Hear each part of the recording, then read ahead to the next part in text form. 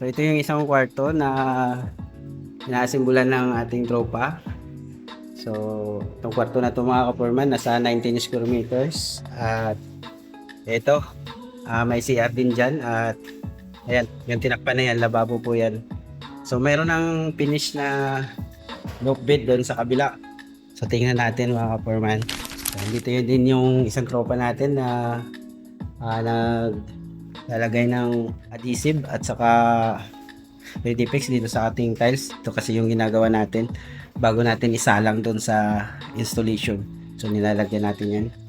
Ayan, para kapit na kapit yan mga kaporman. Ayan yung kanyang hagdanan papunta doon sa itaas. So ang lapad dito mga kaporman, kahit 6 na tao pwedeng mahiga dito pag ganun.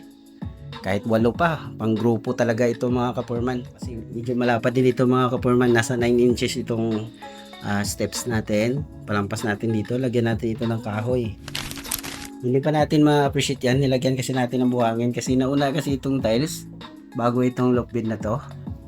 So kaya ayan, sinicure natin yung flooring. Itong bandang likuran nasa 7 square meters pa rin ito. So hindi kasali yung kanal na yan. Hindi kasali yan sa 7 square meters. Andito yung laundry area.